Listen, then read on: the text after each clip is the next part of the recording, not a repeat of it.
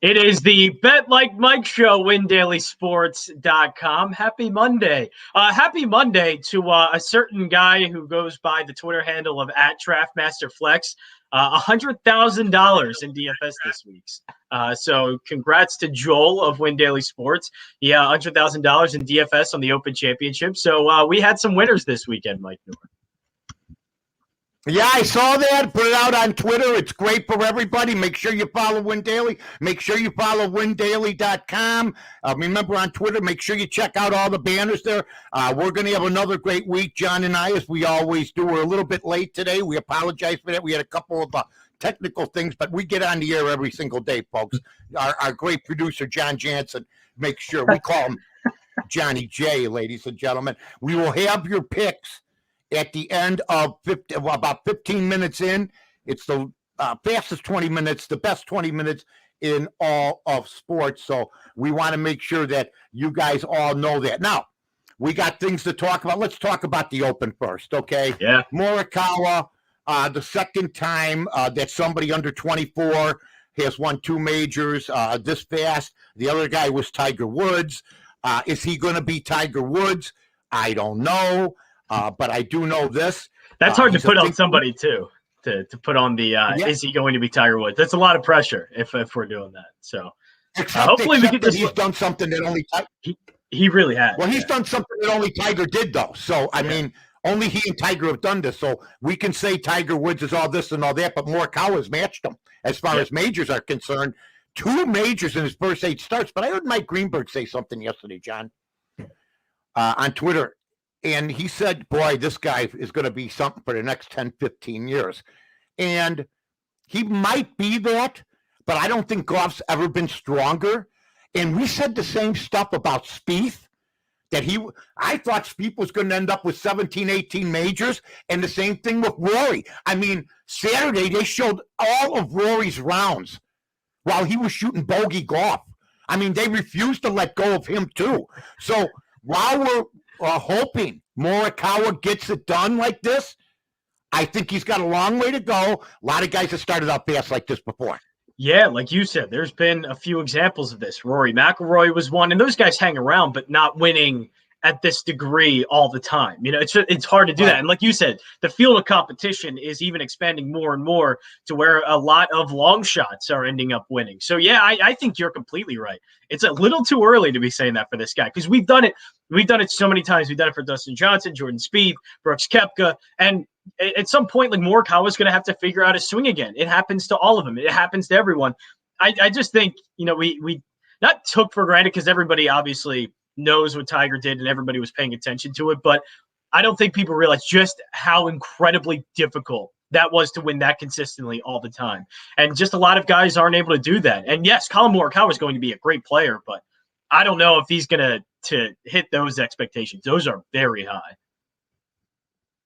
And still, I mean, he putted so good this weekend, but he was like 101st in putting coming in. Now, is he a Koepka type? Does he get up for the majors? Of course he does. He wants to win the majors. He's got 2 out of 8. That being said, you just mentioned Koepka. We got Dustin. We got Rory still trying to find something. I don't know if he ever will, but we see Phil Mickelson win at the age of 50. So they all got a long run left in them. Spieth seems to have found his game. Nothing against Morikawa. What he's done is absolutely fantastic. At 24 too. That's incredible. Yeah. Slow the roll a little bit. Now, if he wins one next year, okay, now I think we can start churning a little bit. But I don't want to fall into the trap I fell into with Spieth. When Spieth, the first 3-4 years, the first couple of years, I said, Tiger's in trouble. Tiger's in trouble. Somebody's going to catch him. And all of a sudden, you didn't hear from the guy like you brought up. You got to change your swing. Maybe you go into – you didn't hear from the guy for 4 years. And he still hasn't won a major, even though he was competitive this weekend. Yeah, and it's not like Morikawa's game. He was perfect on Sunday. I mean, that was almost a flawless as a round of golf as you can have, especially in a major Sunday. But he was struggling before that event with putting. So it's not like Morikawa's game is completely flawless or that it's perfect. He does have some problems with it. I'm sure he's going to go through long stretches at some point where he can't putt at all. and the putter's going to ruin a bunch of tournaments for him. He might go a whole year, 2 years without really putting, whatever the case may be. What he's doing is incredible right now. He's one of the best pure iron strikers on the tour, but there are flaws in his game that's going to prevent him at times, just the same way there are flaws that prevent Jordan Spieth from winning all the time, or Brooks Koepka, or Bryson DeChambeau, or whoever else people are going to claim is like the next big thing and going to win a bunch of majors. It's a hard thing to do. And only a few golfers in history have been able to do it. And I don't know if any of these guys are that. And I don't know if we can say they are that. Yeah, and you know what? We'll find out about everybody else. Bottom line is, we named a lot of guys that did not win a major. I mean, Matsuyama won a major this year, Rahm, Bill Mickelson, and Morikawa. I don't hear Koepka. I don't hear Spieth. I don't hear Rory. I don't hear Patrick Reed. I don't hear any of these guys. So they're going to have to step up their games. There's no question about it. Now, you and I were the voice of reason, which is very unusual for us. The voice of reason when it came to the Milwaukee Bucks. People wanted to blow up the team. They were down to nothing. I expressed amazement by people that I respect that were pushing the panic button. I really, I will say this now. I'm tired of hearing everybody tell me who's the best of all the players in the league, whether it's Kawhi, whether it's this guy or that guy. It happens every single If the draft started tomorrow and I could pick any player for the Bulls, I'd take Giannis right now. You can have Durant. He might go down tomorrow. You can have anybody you want. I'm tired of people picking at Giannis's game. Outside of the fact that he's a gentleman and he should probably have kicked the living shit out of Chris Paul when he low-bridged him and tried to knock him into the stands, which he could have hurt him. Does he not come into the rim? Does he not grab onto the rim? Giannis gave him the look. You're lucky I'm a nice guy, you punk. Now, maybe it was a reactionary move, but it looked like a cheap shot. Here's what I'm to tell everybody. I've been through Jordan, Rodman, and Pippen. The last time I saw a weaker supporting cast, which is a good supporting cast, but they used to say you needed three, like Bosh, Wade, LeBron, McHale, Bird, Parrish, Jordan, Pippen, Rodman, Giannis, Middleton, Holiday. That's a one-man show with two strong supporting actors, and I don't think there's been, outside of Giannis, a weaker supporting cast since the 79 Supersonics. With Jack Sikma, Freddie Brown, way before your time. But the old adage is you used to need to have the big three, like even Durant, Irving, and Harden. Giannis has proven that wrong, isn't he? Yeah, he's proving a lot of people wrong. I don't think because he's not a three-point shooter, nobody thought his game would be able to translate or at least get them to this point and win a finals, and especially because of the past, losing, all those Eastern Conference finals and not really making it to the NBA finals. But yeah, he's proven a lot of people wrong. He's one of the top 5 players in the league. He should be considered one of the great. And look, he's having plays too. It's not that he's just stuffing the stat sheet or he is doing great in the first couple of quarters and then cowers in fear in the final, few minutes of a game. This guy is making. Yeah, he wants the ball, and he's making spectacular plays. That block on DeAndre Ayton, we're going to be seeing forever and ever. Like that was one of the most spectacular plays that we've seen. And so he's just, it reminds me a lot of like when we watch LeBron in a series, like he is doing everything and everywhere. Giannis is legitimately doing everything this entire series.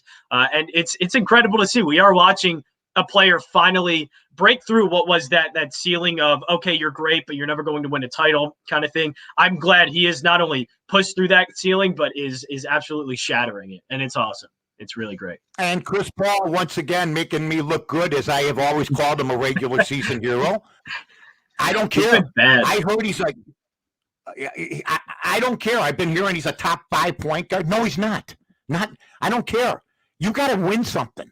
He's been playing 16 years. And before that at Wake Forest. I like his talent, but this is about him.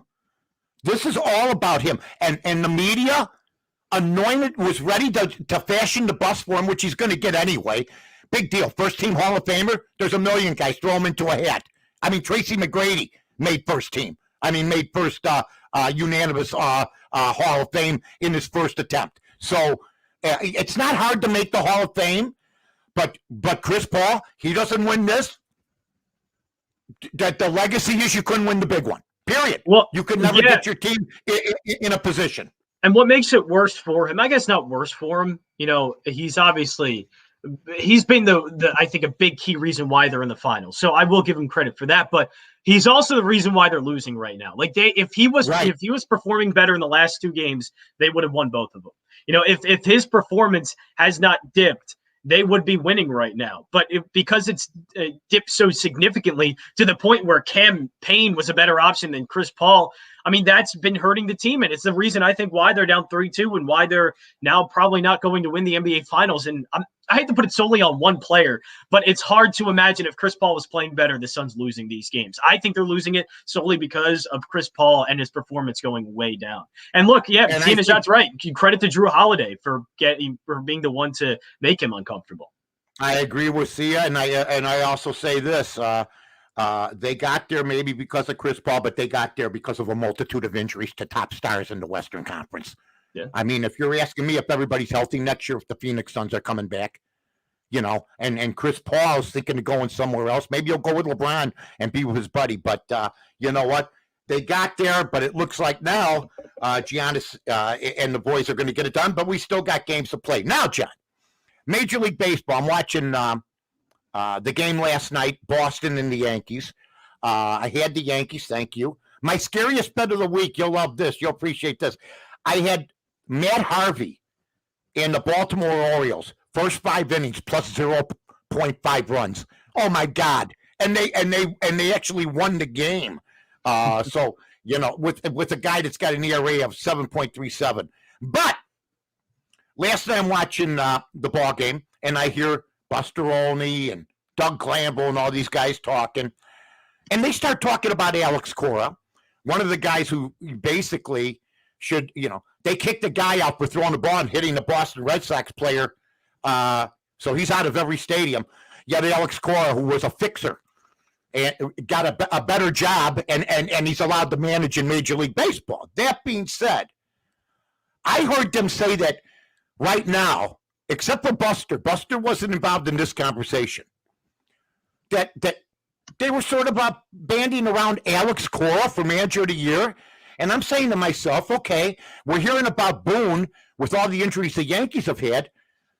But the fact is the White Sox lost their whole outfield. Eaton was let go, the starting outfield. Robert and Eloy are hurt. Grandel's hurt. They have a second-string catcher. They lost Madrigal at second. They've lost 5 of their starters out of their 8, and they got the best record in baseball. And I got to hear about Alex Cora.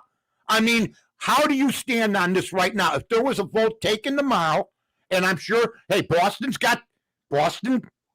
Yeah, they've got a good team, but they've surprised better than we thought. Yeah, Yankees not as good, but the Chicago White Sox right now, I think juggernaut might be the best way to put it, as they put down Houston in two games out of 3. Yeah, there are 2 managers that come to mind. Tony La Russa would absolutely be one of them. And just with the way their pitching is, their lineup, they might be the best team in the American League. And I'm not just basing it off of the series they had against the Astros, but I think it's just kind of telling that their starting pitchers were just outclassing the Astros. And they're just a better team, I think, overall. But it'd be Tony La Russa and Gabe Kapler. I think those would be my 2 front runners right now, with the edge slightly to Gabe Kapler because San Francisco, and of course they have to somewhat keep this up and make the playoffs, but San Francisco was not supposed to be a playoff team. They were supposed to be really bad. So I think Gabe Kapler also probably at the moment should be the front runner. Alex Cora should not be even allowed to win a postseason award. I mean, this nonsense. I don't know how him and Hinch, their agents must have told them, we're going to expose all of baseball unless you get our guys back in this game. I mean, that's the only way it could happen. But they should have given them some sort of penalty or something, because in Chicago this weekend, it was rough on the Astros. They had garbage cans being thrown on the field. Manfred could have avoided all this by voiding their title, saying you can't, but they cut a deal for immunity. And now the Astros, they get a verbal ass kicking wherever they go now, John. Yes, they do. Yes, they do. Oh. Unfortunately, though, it's not getting to them too much. They're a pretty good baseball team. They're pretty good. Yeah. Dusty Baker has done a tremendous job there. He really has. He's been a nice, steady hand. He's got a hell of a team out there. There's no doubt. But you got Dusty Baker is Chris Paul. Show me. Dusty Baker's Chris Paul. Okay? Hey, Dusty Baker, Chris Paul. Show us your trophy room.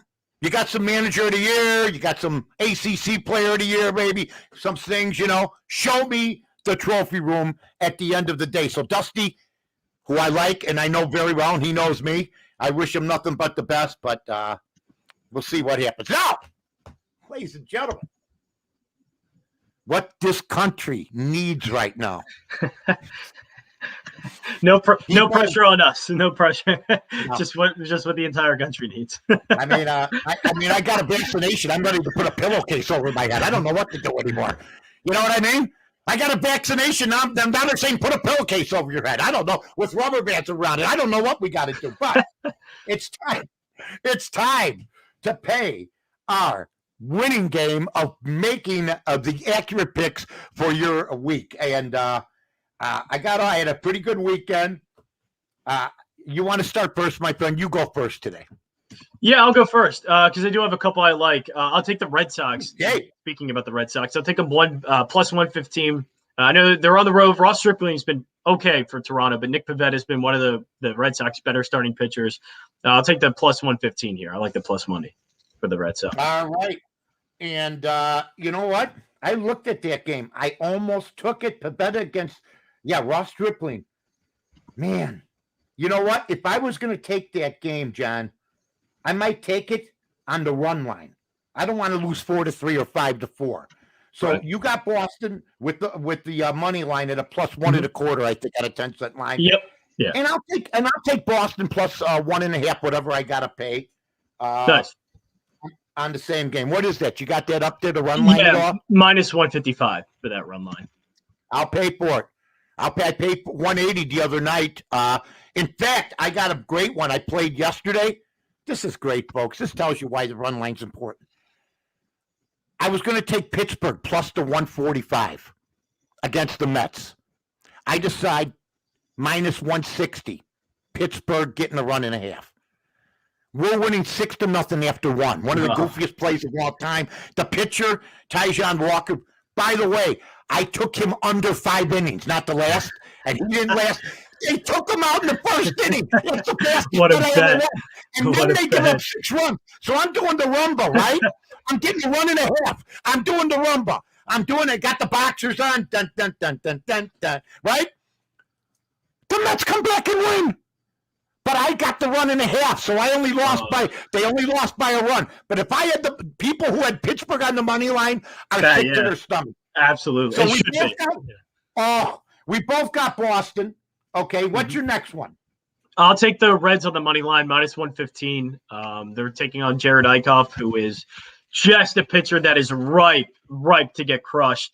And the Reds are very good lineup. They're very good at home. I will take the Reds against Jared Eichhoff. I like that matchup. Oh, that's a good pick. I like it. I won't ride with you on it, but I like it. You know what? The St. Louis and the Cubs are a pick right now. Alex Mills has been good to me. The last 2 games he's picked, he had an ERA close to 5.83. It's down to 4.80. He's knocked down a run. Since I started betting every game with him 2 weeks ago. He's won both games for me.